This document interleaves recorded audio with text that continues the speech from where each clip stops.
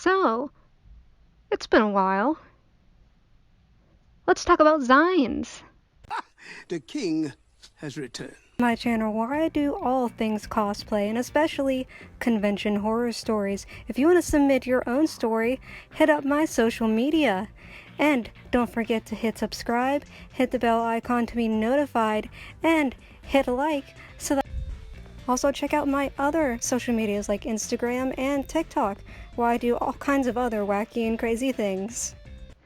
Now, for those of you who may not know what a zine is a magazine or fanzine, a small circulation self-published work of original and appropriated text or images, usually reproduced or made by a single person or small group, and usually put into circulation by fans or fandoms. Sometimes they're made by JoJo or maybe Voltron, or in this case, Overwatch. And you may be wondering, Vivi, why are you talking about this? Why aren't you talking about like weeaboo stuff? Why aren't you talking about da da da da da? Well, easy, because I want to, and because I thought this was interesting.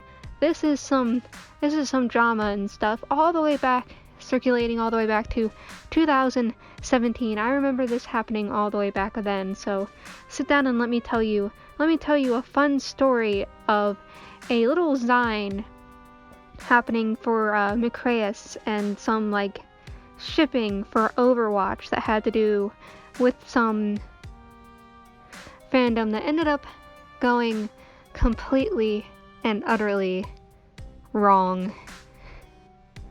So it's 2017 and shipping is in its height. You have Voltron and you have Overwatch, and you're probably wondering why I'm bringing these two things up. Well, it's very, very important, and you'll see why.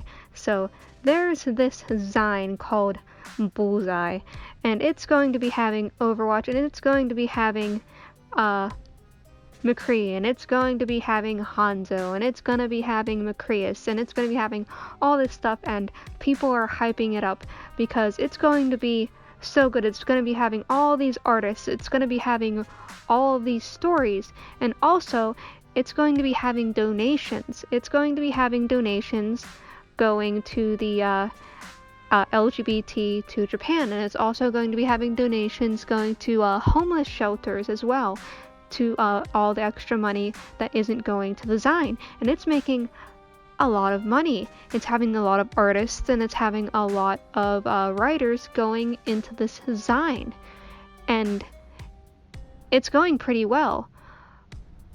But then all of a sudden, a post goes up saying that a moderator has embezzled some money, and they've embezzled $1,400 from this zine. Wow. Yeah, $1,400 from this zine. And you're thinking, how? What is going on? So, yeah, like, what is going on here? So you look into this post, and you see that they've not only embezzled $1,400 for this zine, but that they've spent and used this money to buy Voltron Ida merch bags. Yeah, let me read you this.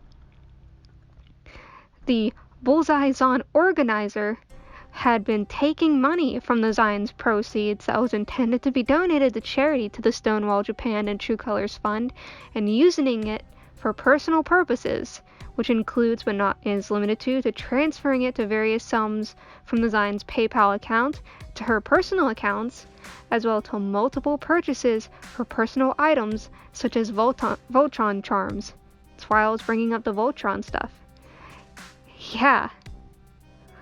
And you'll probably be seeing it because I've been putting up images to these Ida bags. What are Ita bags? Ita bags, they put charms in them. Usually it's dedicated to one character. Sometimes it's dedicated to ships. It's these cutesy little bags. You'll probably see them all around conventions. They've been very popular, and they can be extremely, extremely expensive. The fact that someone spent over $1,400 on a Lance Voltron bag. And not only that, but as we go further along, you'll find out that this organizer, because this person was a organizer, had been snubbing artists and had been snubbing writers, ghosting them after they promised that they were going to be in the Zine as well, simply for shipping certain ships. It was just a lot of drama going on in the background for a Zine that was very popular at the time and was making a good bit of money. $1,400 for just a fan Zine? Yeah. But spending $1,400, embezzling $1,400 on a purse plastered with badges, pins, plushies, keychains, and merches for a single character. Yeah. So, the people for this Zine decided they were going to try to take this person to a small claims court. And go update, if we update this to April of the 7th, bad news, they talked to a court advisor, and they basically said they didn't think these small claims was a good idea for the case. In order for them to work through, the artists and writers would have to file their own. They cannot represent the entire team of people who worked for the Zine in civil and option, but it could require hiring a lawyer and ultimately cost more money than and it turns out it was actually $1,800 accumulated for. She actually ended up taking more money than they actually ended up finding out for. Some people suggested donators of money for court costs, and they were going to have to stop them. They were not comfortable with people asking for money to try to do this. And for as far as I can see, they ended up not being able to take this person to court. So this person, this organizer for this, ended up getting away with embezzling over $1,000 for a Zine that they were going to be donating for charities, spending it on Ita bags, and walking away with it. And of course, the Zines that they were supposed to give away for free, this organizer, they were supposed to give away free hardback Zines to the artists and writers. Most of them didn't even get them, as well as the people who backed it. Most of them did not even get their Zines at all. Some people did, and they were paperback. You'll see pictures up here. Many of them did not even have credits to the artists or the writers. You couldn't even see when one writing began and ended, so you didn't even know when the fanfic ended or started. They were not laminated as they were promised. They were not hardback as they were promised. And like I said, a lot of them weren't even sent out at all. So they probably just took all the rest of the money that was shipped, that was going to be used for shipping, and then they just left.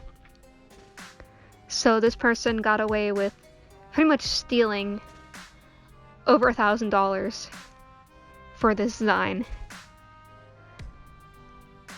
So yeah, this blog for the McHanzo receipts has not been updated since. As far as we know, this person got away with doing all of this and walking away scot-free. Some of the artists ended up making Outback Project Zine after this to contribute their own pieces. You can probably just go and see that. It's on the McHanzo receipts, which I'll post down below. But after that, didn't hear too much about that, and it's been pretty much 3 years since then. Story's gone off. you don't hear much about it. But maybe people will learn not to put a 17-year-old in charge of funds for a Zine, or else they'll take it and spend it on stupid shit and walk away scot-free. But it's good to be back, and it's good to be doing stories that I find a little bit interesting. Hopefully you found this a little bit interesting, even if it was a little bit disjointed. But yeah, don't put 17-year-olds in charge of your money and Zine and stuff like that. Just don't do it. See ya. So you've made it to the end of the video. Thank you so much. Hit subscribe and even the bell icon as well, so you'll be able to see all of my other videos whenever they go and are uploaded. Thank you so much. It all means so much to me as well. Thank you.